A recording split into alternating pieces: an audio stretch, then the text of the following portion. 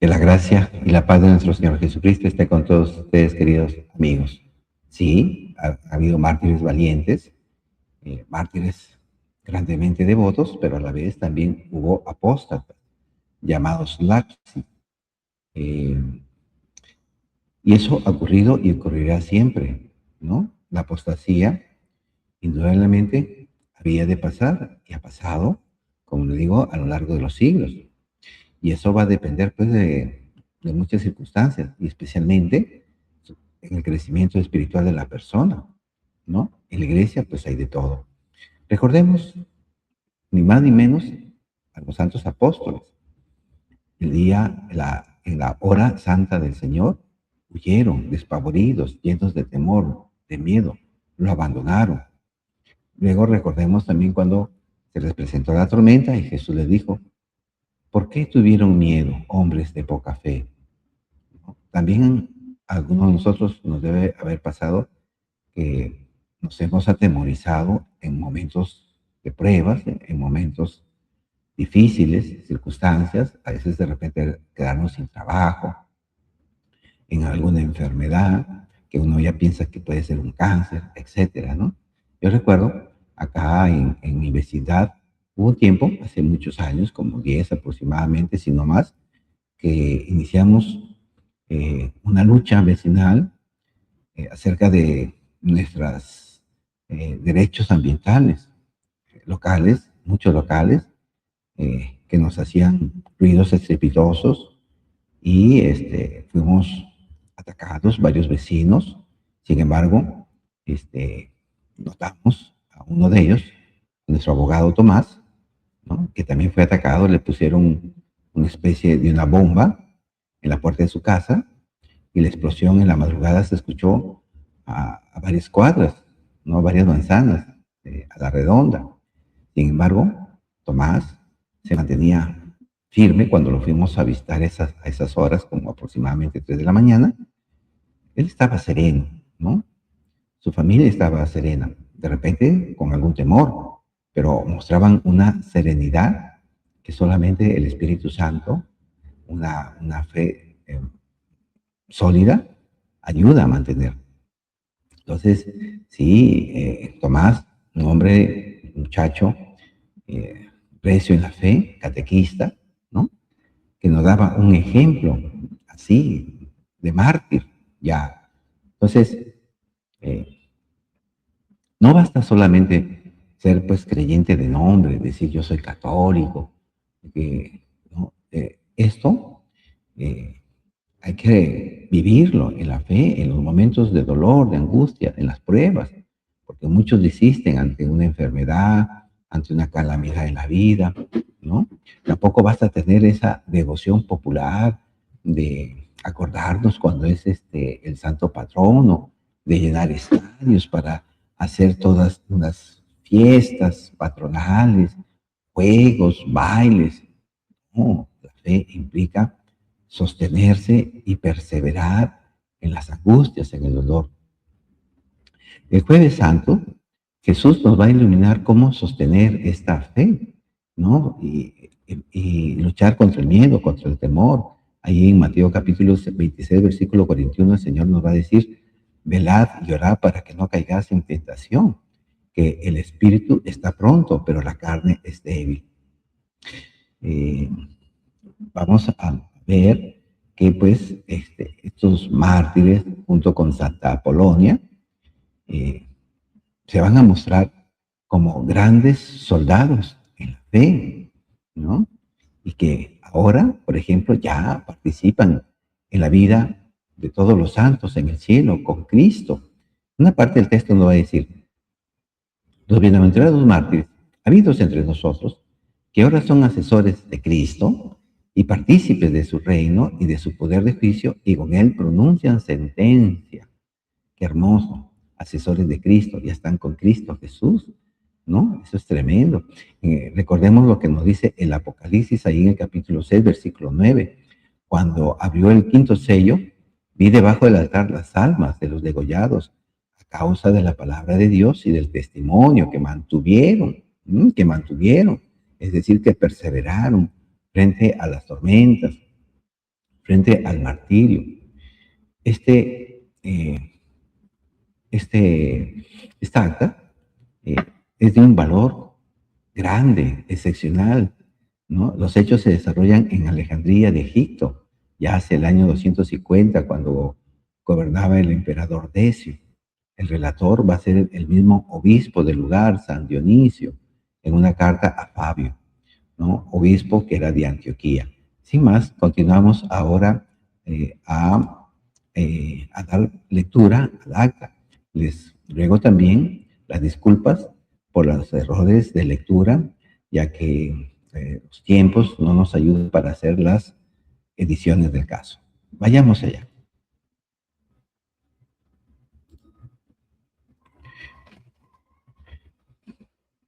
Yo y los que nos acompañaban caímos hacia la puesta del sol en poder de los soldados y fuimos conducidos a Tapusiris. La divina providencia quiso que Timoteo afortunadamente no estuviera en casa y no fue prendido. Al llegar, la encontró vacía, custodiada por oficiales del prefecto y se enteró de que se nos había capturado. La persecución entre nosotros no comenzó por el edicto imperial, sino que se le adelantó un año entero. Un adivino y hacedor de maldades de esta ciudad tomó la delantera, asusando contra nosotros a las turbas paganas y encendiendo su ingénita superstición. Excitados por él y con las riendas sueltas para cometer toda clase de atrocidades, no hallaban otra manera de mostrar su piedad para con sus dioses, sino asesinándonos a nosotros. El primero al que arrebataron fue un viejo de nombre Metras, a quien a todo trance quisieron obligar a blasfemar. Al no lograrlo, lo molieron a palos todo el cuerpo y atravesaron su cara y sus ojos con cañas puntiagudas, hasta que, arrastrándole al arrabal, le apedrearon. Después prendieron a una mujer cristiana de nombre Quinta, la llevaron ante el altar del ídolo y trataban de forzarla a que lo adorara. Como ella se negaba y abominaba de aquel simulacro, la ataron por los pies y la arrastraron por toda la ciudad, por entre áspero empedrado, chocando con enormes piedras a la par que la azotaban. Por fin, dando la vuelta al mismo sitio, allí la apedrearon. Después de estas hazañas, toda aquella chusma en tropel cerrado se lanzó sobre las casas de los cristianos, e invadiendo las que cada uno conocía como vecinas, allí se entregaban a la destrucción, al saqueo y al pillaje. Ponían aparte para sí los objetos y enseres más preciosos y lanzaban a la calle los más viles y fabricados de madera para prenderles fuego.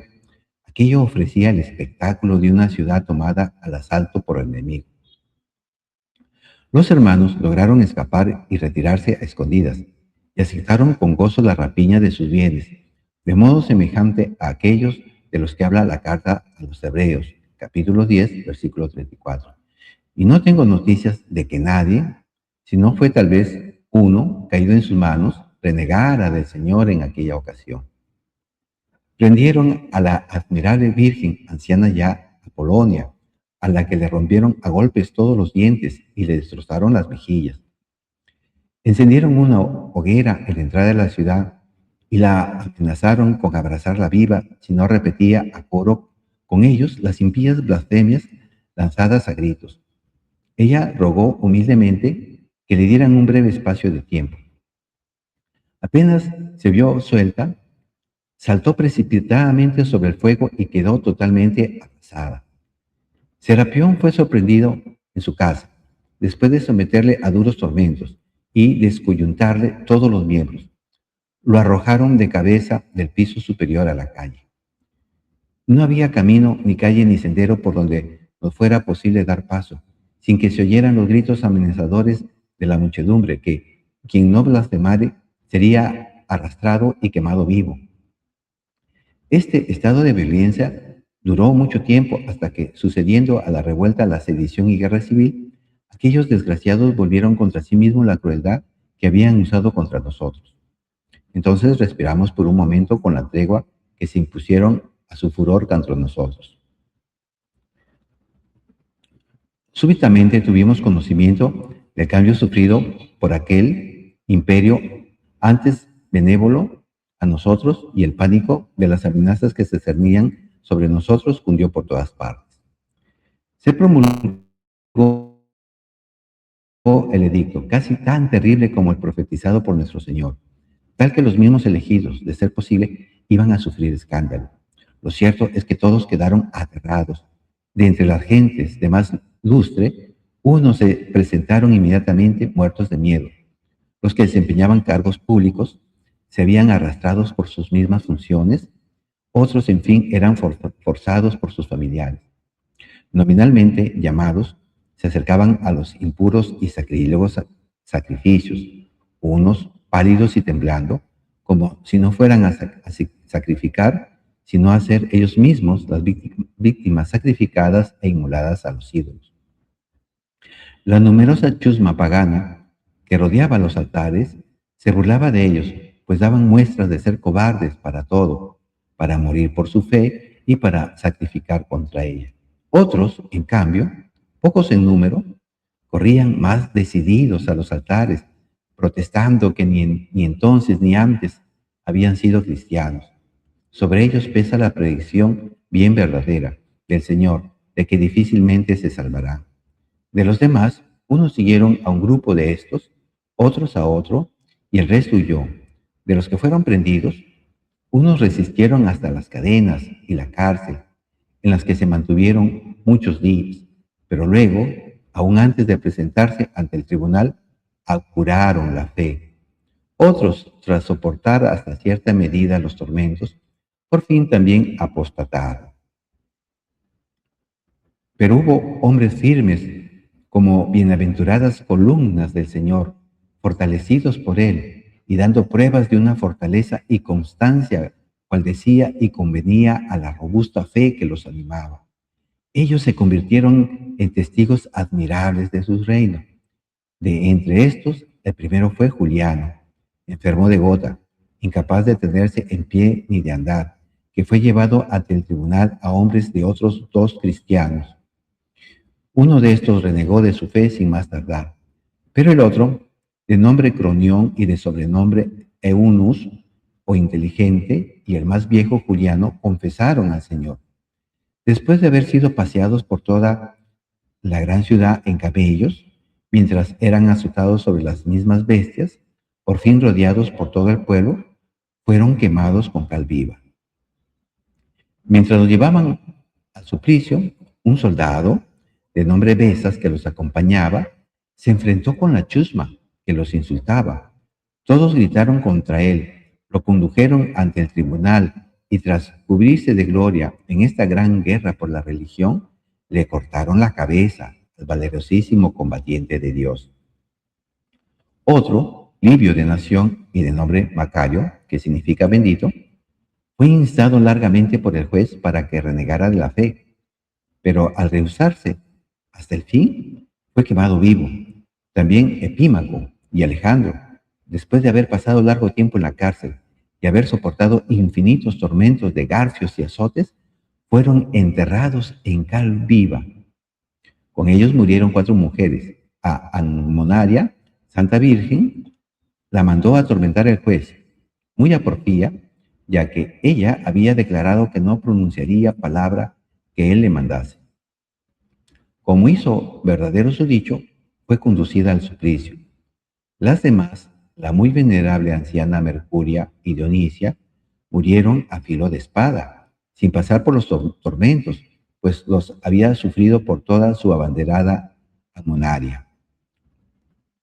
También fueron entregados al prefecto Herón, Ater e Isidoro, egipcios, y con ellos un muchacho de 15 años de nombre Dioscoro. Antes que nadie, el juez trató de seducir con palabras a Dioscoro, por suponerlo fácilmente seducible, y luego lo sometió a los tormentos, creyendo que cedería fácilmente a ellos. Pero Dioscoro ni se dejó persuadir por razones ni se rindió a los tormentos.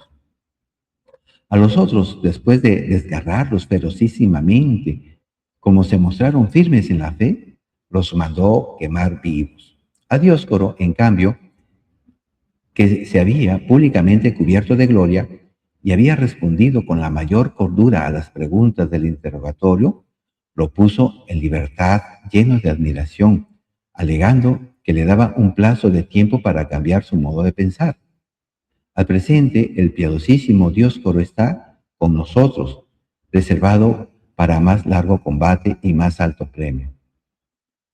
Nemesión, también Egipto, fue calumniosamente delatado de formar parte de una banda de salteadores. La calumnia era absurdísima y por eso el tribuno lo absolvió. Luego fue denunciado como cristiano y llevado entre cadenas a presencia del prefecto. Este, con iniquidad extrema, lo sometió a dobles tormentos y azotes, más que a los bandoleros, y por fin lo mandó quemar vivo con estos, después de honrar al bienaventurado con castigo semejante al de Cristo. Todo un destacamento de soldados mártires, formado por Amón, Zenón, Ptolomeo, Íngenes y el viejo Teófilo, se hallaba ante el tribunal.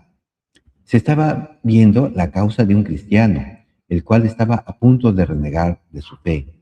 Estos soldados de la fe que rodeaban al tribunal empezaron a rechinar los dientes, hacían señas con el rostro, levantaban la mano y gesticulaban con todo el cuerpo. Muy pronto llamaron la atención a todos los asistentes del juicio, pero ellos, antes de que alguno por motivo les echara mano, se adelantaron a subir corriendo al estrado proclamándose cristianos.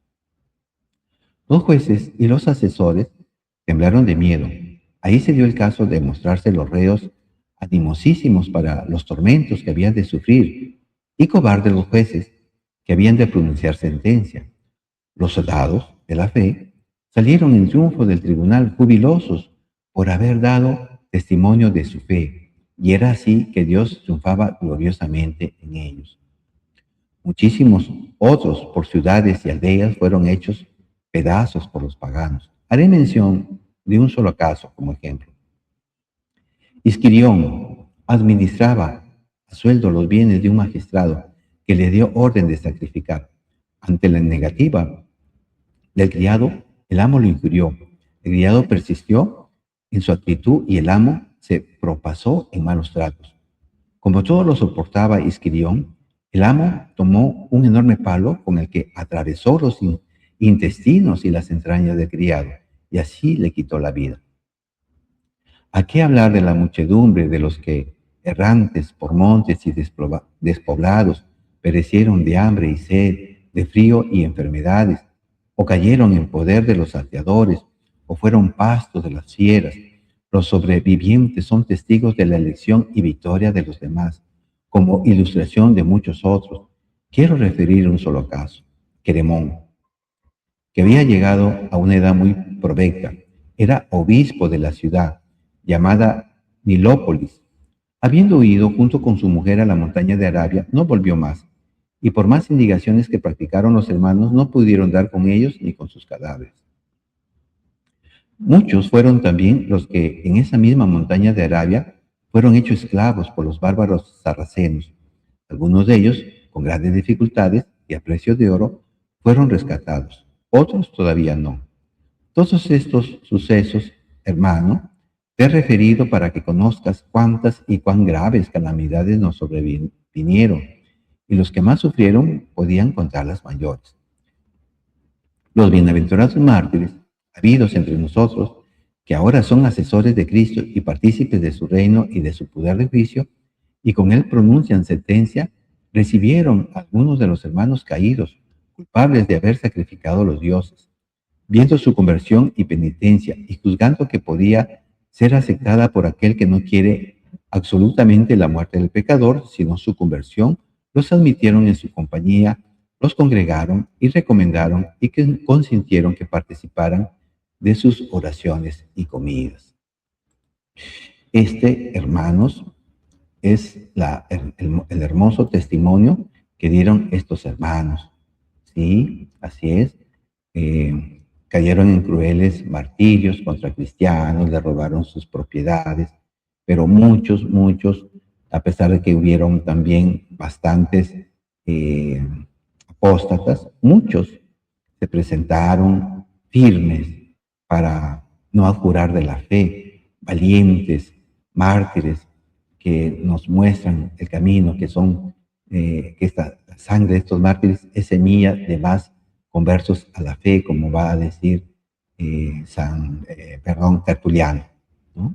Entonces, queridos amigos, que estos mártires ahora en el cielo sirvan para nosotros como modelos para mantenernos firmes en los momentos de angustia, en los momentos de dolor, de tristeza, en las noches oscuras, cuando a veces no sentimos la presencia de Dios, ¿no? Tenemos ahí que rezar más, sobre todo cuando ahora que somos perseguidos por ideologías, diferentes gobiernos, ¿no? Que atentan contra la fe cristiana. El Señor Dios Todopoderoso los bendiga.